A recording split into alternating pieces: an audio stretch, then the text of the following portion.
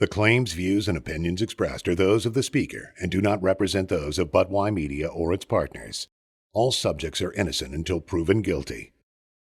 This is a podcast about difficult topics, and it may not be suitable for all audiences. Listener discretion is advised.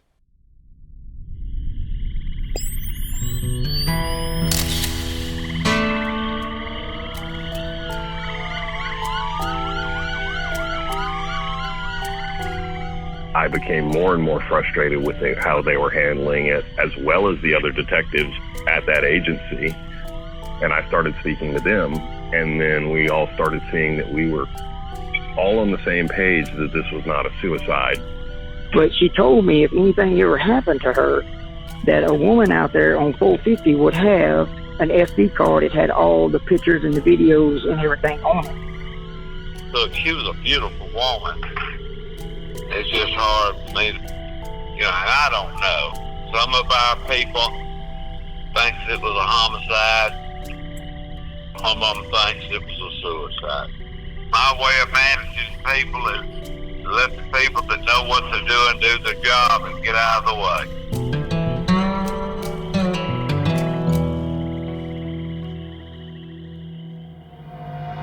I'm feeling heavy, there's a pounding in my chest. The shadows hiding, but I see the silhouettes. Fear lives in the quiet, whispers in the silence. I'm Tucker Simmons, and this is Freeze Frame, an investigation into the unsolved murder of Donna Areno.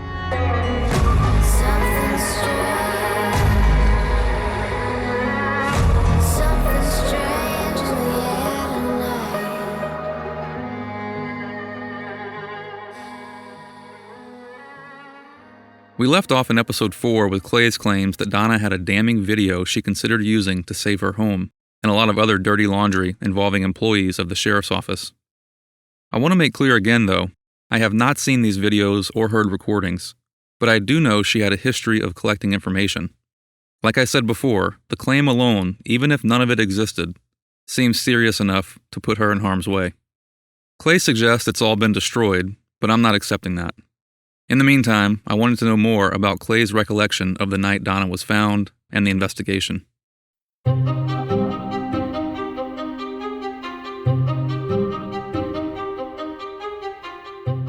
What was your last conversation with Donna like? It was in the middle of the night. It was late.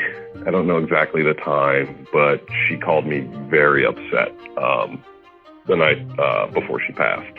She was crying and sounded winded, and first words out of her mouth was that she loved me, and I was like, love you too. Like, what's going on? I know for certain she'd obviously just been in an argument or a fight or something, because you don't call in the middle of the night winded. And that emotion, she'd never done that before. She never called me crying like that. She'd call me upset, pissed off, but just crying. And I was like, are you all right? And she said, I'll be fine. I'll be fine. Not that I'm okay, but I'll be fine. In retrospect, was that her in a depressed state, contemplating suicide, or was that her just venting to you? That has been the turmoil since this has happened. Was that the last call, or was that the huge fight that led up to this?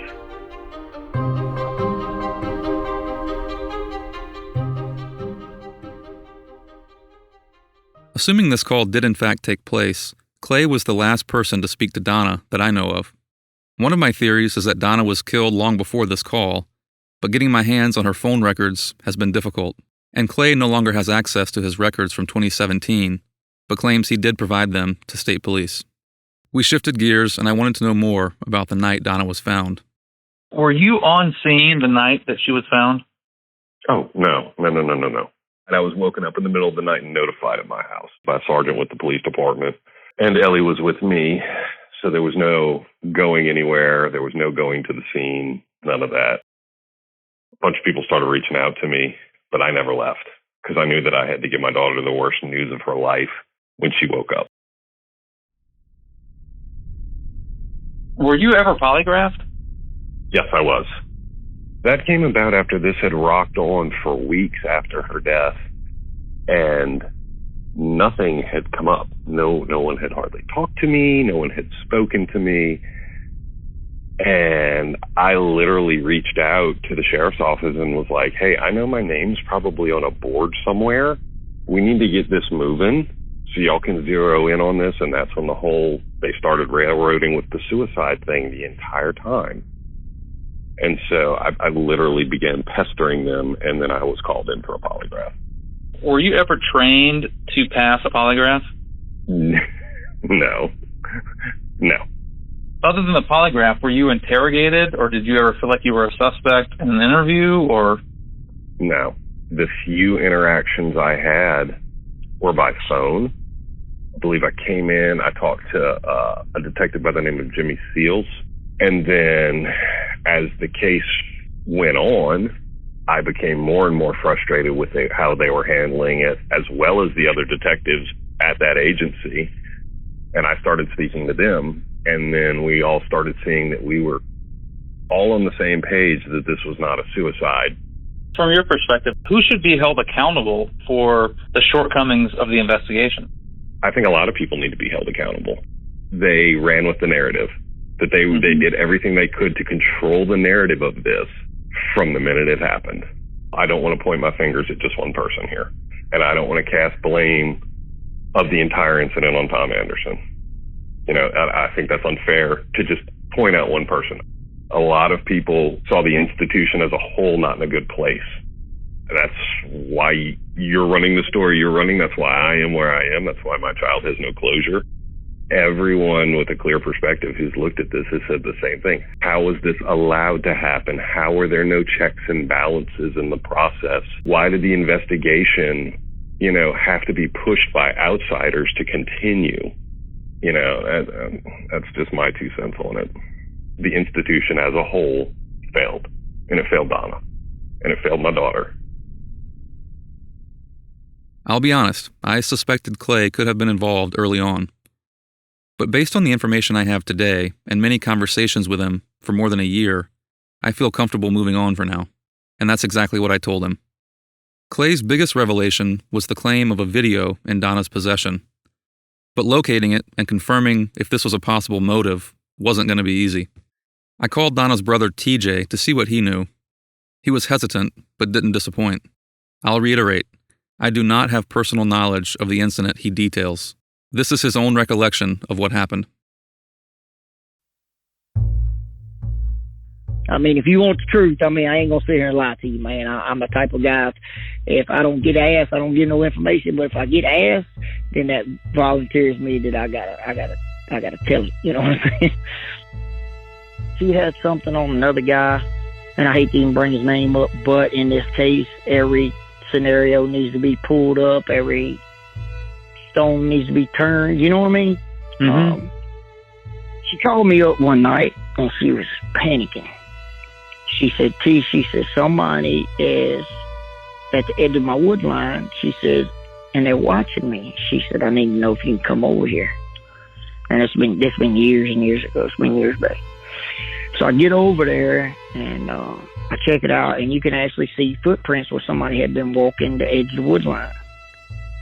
And I told her, I said, Donna, I said, what's going on? And she looked at me and she said, I'd rather not tell you because I'd rather not get you involved in it. I said, well, you already got me involved in it because you're my sister. So Anyway, she told me, she said, look, she says, I got videotape of me going to the airport about 2:00 one morning with and I said, Donna, I said, what are y'all doing at the airport at 2:00 in the morning? She said, him and about 5 or 6 more was unloading a bunch of cocaine off the airplane at the airport. She said, I got it on video. I said, oh my God. I said, Donna, I said, things like that get people killed. I said, you need to not tell nobody about that. And I told her, I said, Donna, I said, ain't somebody you want to play with, and they're not. And I said, that's probably the reason people's watching you right now, to be honest with you. But she told me if anything ever happened to her, that a woman out there on 450 would have an SD card. It had all the pictures and the videos and everything on it, that we could get with her and she would have it.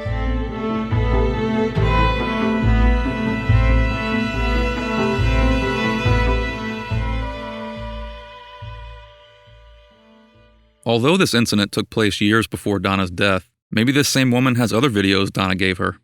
I was back in town a few weeks later, so TJ and I took a ride out to Highway 450. He couldn't explain where we were going, but he knew he'd recognize her road when he saw it. We knocked on doors for a while, with no luck.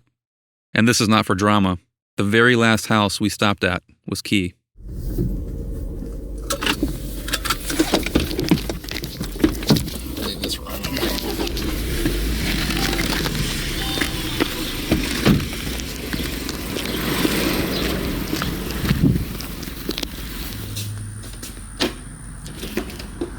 Hey, boss. How's it going, man? Tim. Hey, we looking for a lady named. She lived at the end of this road. She don't live there. I think she's been gone a while. She's an older woman? Yeah. She was. Yeah, I think she may have passed. Oh, did she? She had two daughters. That's the same person. Yeah, she had two daughters, Yeah. And what you said her last name was? Our conversation with her neighbor was brief, but he provided the names and details we needed. Later that day, I spoke to the woman's daughter. She confirmed Donna and her mom were very close, and that when they cleaned out her home, they did find a safe. It's been several years, and she couldn't remember SD cards or tapes specifically, but assured me she would get in touch if she found anything. My last option was to locate the SD cards found in Donna's bedroom. I've heard multiple stories about what happened to them and who had them. I narrowed it down to Donna's son, Brennan. He lives out of state, but put me in touch with his grandma, his father's mom. He remembered having a container of electronics stored at his grandma's, SD cards and possibly a hard drive included. When I spoke to her, she was cordial and said investigators had reviewed everything. She wouldn't commit to setting a time for me to come by, and I got the sense she was getting annoyed by my questions. Her parting words were that she was just ready for all this to go away and move on for Brennan's sake. I acknowledge how invasive what I'm asking for must feel, but I'm still holding out hope that she'll have a change of heart.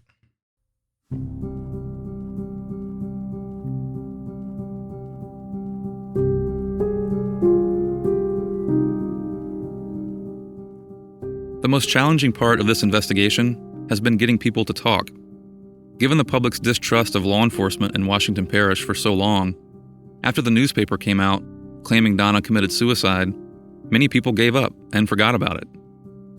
Those involved in her death and those with information have stayed silent, many of them out of fear. I've made a ton of progress, but tracking down key players who I believe know what happened to Donna and convincing them to share what they knew just wasn't working. It was becoming clear that they weren't going to open up after all these years to some random guy poking around. But having grown up there, I had no doubt in my mind, if we could get people's attention in a big way, someone would talk. But in the last few days of my anonymity, there were several people I needed to approach one last time. My first call was to the captain of the Louisiana State Police Criminal Investigations Division. I was told by an off-the-record source that Donna's case was, quote, on a shelf with no assigned detective. So was it? You know, we've got limited manpower resources, and so, you know, a cold case homicide like this, you know, sometimes it has to be put on the lower priority list, but that's not saying we're not continuing to investigate it. So we have made progress. I've been privy to this investigation from the time we adopted it, and we've had some different detectives look at it, but we took over the investigation from the sheriff's department. A lot of things were done not the way we would have liked them to be done, just because that's their protocols and not ours, but we inherit investigations all the time. We can't go back in time and change things. So there was a lot of stuff we had to redo and reinvestigate. So that's why it's been such a timely endeavor. I'm no expert, but I took that as a yes. It was a lesser priority due to a lack of resources. And that's not the fault of the captain himself, but it was disheartening. Our call was brief, and towards the end, he did say they were waiting on more data to come in. I have to imagine after 5 years with state police, they would have everything, but maybe not. My next call was to Washington Parish Sheriff Randy Seal, who often goes by the nickname Country. Sheriff Seal was elected assessor of Washington Parish in 1994. He held that office until he was elected sheriff in 2012. My parents and grandparents have known him for as long as I can remember. I was a few years younger than his kids, but knew them well. My brother dated his daughter at some point and played baseball with his son. Our first call was as you'd expect, pretty normal. Hey, Tucker. Hey, Sheriff, how are you? This is Tucker Simmons. Been a long time. Hey, Tucker. Fine. How you doing? I can't complain. I'm working on a project about the murder of Donna Areno, and I was hoping to talk to you about it. If you had some time, sometime I could come in, maybe, or... Yeah, but you probably do better talk to my investigator, because they know more about it than I do. Perfect. You know, I'll be glad to tell you what I know, but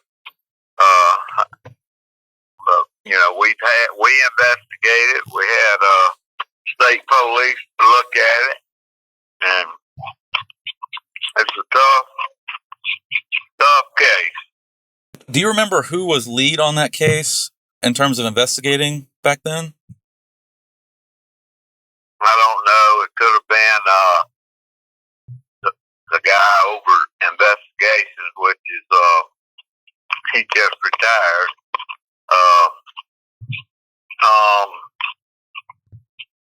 Shoot, I haven't seen you moment, Tucker. Tom Anderson. Gotcha. Okay. Oh, so he's retired now. He doesn't work there anymore. Yeah, he still works part-time for us. Gotcha. Well, but I know you'll be glad to talk to you about it. Yeah, I'd love to sit down with him and just kind of get his version of what he saw firsthand, because you know, it's a story that's close to home. You know, Donna was married to my Uncle Bubba, so when I had the opportunity to take on a new project, this one was pretty important. You know, it was a puzzling case, and you know, we do have where she said she was going to commit suicide. But look, she was a beautiful woman. It's just hard for me to, you know, and I don't know. Some of our people thinks it was a homicide. Some of them thinks it was a suicide. My way of managing people is to let the people that know what they're doing do their job and get out of the way. Have you been able to talk to her boyfriend? I haven't reached out to him yet, and that's, you know, sort of strategic on my part. But, you know, I'll be the first to admit that, you know, Donna was definitely struggling with depression and had used suicide as a form of seeking attention, from what I'm told.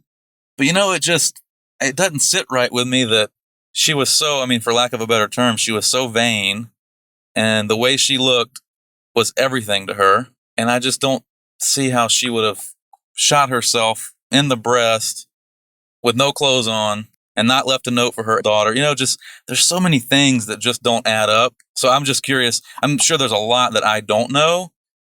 You want me to, I'll give you Tom Anderson's number, and you can reach out to him, and of course I'll let you know you're going to be calling him, Tucker. Yeah, if you don't mind. Yeah, that'd be great. All right, hold on. 515. Perfect. 335. And let me give you his house number, because he lives in the country. You'll probably have better luck calling my house number. 848. Perfect. Got them all. Yeah. Okay, buddy. It's good to hear from you. You too. Have a great weekend. Right, bye-bye. I didn't expect the sheriff to remember all the case details, so I appreciated him giving me Captain Anderson's numbers. And you guessed it, he was my next call.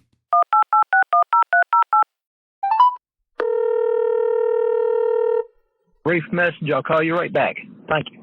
At the tone, please record your message. When you've finished recording, you may hang up or press 1 for more options.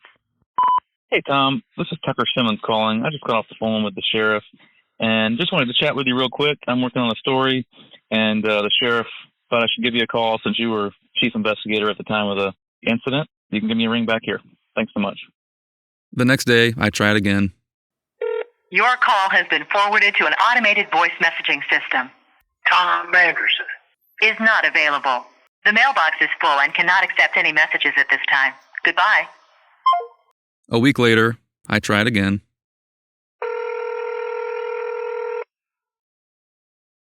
Hello. Who is this? Hi there, I'm calling for Tom Anderson. This is Tucker. Oh, did I lose you?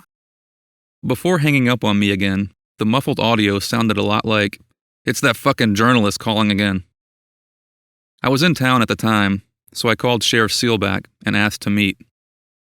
Hello, how are you? Good. Oh, I just got off the phone with the sheriff.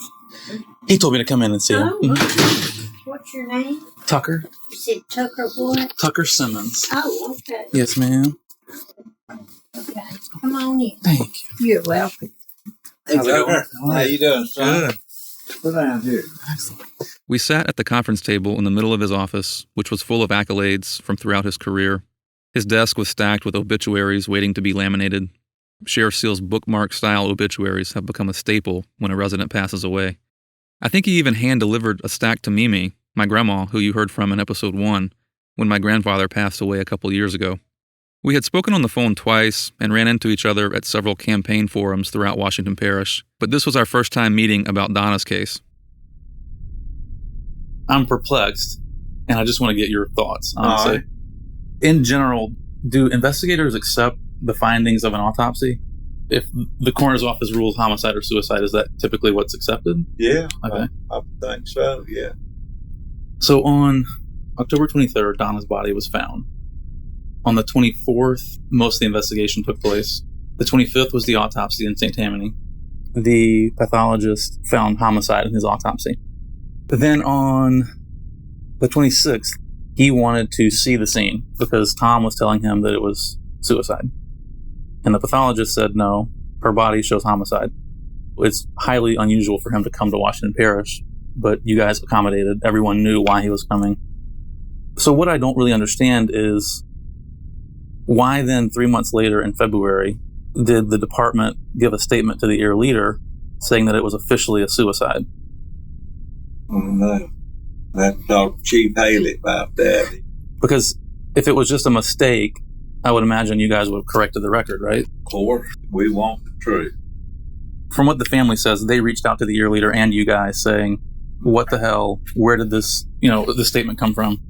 They didn't really get much of a response. And the ear leader told them, without something new from you guys, that they couldn't release a correction. So factually, it was never ruled a suicide. So I'm sure you can understand why the family feels like whether it was a cover-up or Tom had a lapse of judgment or something. But what family are you talking about? Donna's family. Okay. Mm-hmm. As in on her side of the family, or? I've spoken to just about all of them. Okay. They just want to know why that statement was released. And then interest in the case just went away because you guys were actively investigating it as a homicide when that statement was released to the newspaper. It's confusing, right? Yeah, it is. Of course, I let my people do their job, and I do know that they worked real, real hard on that case. Mm-hmm. But other than that, I can't go into any of that. And look, I know that family, they're good people, and they're my friends, and they know me very, very well, and they have a lot of confidence that we're going to do the right thing. Their perception is it wasn't handled properly. No, and it wasn't until they threatened to go public that your department handed over to the state police. If that's true, I don't know that to be true. So when we first spoke, you kind of alluded, the autopsy said homicide, but the detective still questioned it. And then at the Franklinton Women's Forum, you mentioned the one unsolved murder. I assume you were talking about Donna? Yeah. So do you now agree with the autopsy that it is homicide? I don't know which it is. I don't know. The problem with it being the only one that's unsolved, I guess that's debatable, but it's the one with the most questionable circumstances around it. because there was so much controversy, did you ever go to Tom or anyone and say, like, what the hell's going on? Like, let me see for myself. I let my investigators do their job. Have you ever seen the crime scene photos? No. I think you would be surprised that anyone believed it was suicide if you saw those. I mean, we've spoken to independent investigators to get a third-party opinion, and not a single one sees those photos and thinks this is a suicide. Whether it's a cover-up or not, or just a hard case to solve, what would your response be to people who suggest that, yes, you hire people that are capable, but you should make sure that those people are operating in an ethical manner? Well, they better be. I hadn't stayed in office for 30 years by having a dark heart. I do know, I'm smart enough to know that the buck stops here because I am the sheriff. There might have been some poor police work. There may have been some mistakes. I don't know. But I don't think it was done on purpose. You know? The elected chief law enforcement officer in the parish never thought to look at one of the most, if not the most, controversial cases in his parish? Even if for political reasons or his own self-preservation, whatever the motive, why not get eyes on it? I knew going in Sheriff Seal wouldn't share details of the case, but I have to say, I definitely didn't expect his reasoning to be that he just didn't know. Before we wrapped up, I wanted to address rumors that Sheriff Seal was very unhappy with me and had suggested internally that my investigation was a political stunt. For the record, there are much easier and more effective ways to harm a political campaign if that's your thing. Trying to solve your aunt's murder ain't on the list. One alleged comment that got back to me was pretty vulgar, but I couldn't resist asking. People tell me that you're very unhappy with me, and I can understand, but I don't. That.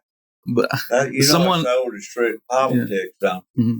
Well, someone also told me that you made the comment that my dad should have jerked off in an ant bed. I've never said that. Look, we love the Mosleys. You know, heck, Lee dated your first cousin. I think Adam dated Sarah too. Yeah, right. For a little while. Yeah. Well, you do know it's election year, don't you? Yeah. I noticed that. Still remember that. Yeah. People say things that are doing nothing but trying to make a hurt. People will tell lies in an election to hurt one candidate or the other. Look, I'm the sheriff, and I understand that. You know, ain't nobody sitting here but me. And there's 3 guys that want it. One of them just don't want me to have it. You're a young man. That's the oldest trick in politics, is try to cross friends up. I've never made a statement like that. I have never said that about you. Have you said that statement before, though? Go ask the guy that told you that. Ask him if I've ever said it before. And there's your answer. All right? Excellent. Well, I appreciate it. All right, buddy. Nice seeing you again. Good luck to you. I'll see you around. All right. I'm sorry you were told that, but that's just not so. Hey, it's politics, man. Politics, see. A lot worse things have been said anyway. Tell on me, I chase women. You know I wouldn't do anything like that. Maybe in your old days, huh? Yeah. All right, buddy. Have a good one. You too. Thank you. I don't know what to make of it, and I don't really care. But I have to say, as one-liners go, that's pretty damn funny. I left the meeting with mixed emotions. On one hand, I was grateful for the sheriff's time and the acknowledgement of his hands-off approach, which explained a lot. But frankly, I was pissed off. Catching Donna's killer is most important, but if even a fraction of the allegations against the initial investigation are true, the citizens of Washington Parish deserve accountability. The sheriff has had years to look at the case and perform a review of his employees. He acknowledged the possibility of poor police work, so why a review hasn't happened after all this time and constant speculation is beyond me. As I was leaving, I saw my brother pass by the sheriff's office. It was time to go straight to the source. Yo, what's up? Yeah, just got off work, headed to the house.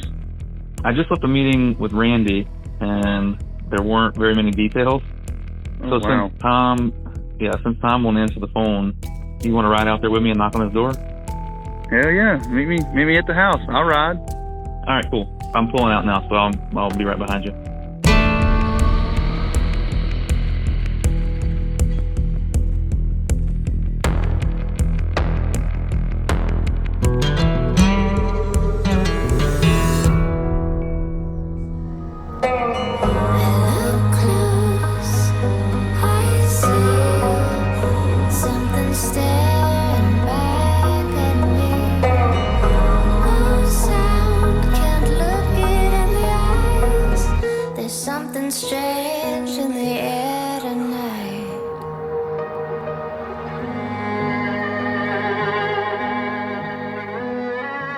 I hope you enjoyed episode 5. There's a whole lot more to come as my investigation unravels. In episode 6, my brother and I take that drive to Tom's, and we finally go public in a big way. I'll see you then. Make sure you follow, rate, and review on Apple Podcasts, Spotify, or wherever you're listening. It's a huge help in spreading the word about Donna's case. Then head over to freezeframepodcast.com for behind-the-scenes details on the investigation. And follow us on socials at FreezeFramePod for exclusive content. Freeze Frame is a Buttwise Media production. It's written and produced by me, Tucker Simmons. Editing and post-production by Evan Dizonier. Narration by Greg Geringer and Carrie Lauren. And our original music is Something Strange by Tabitha Meeks.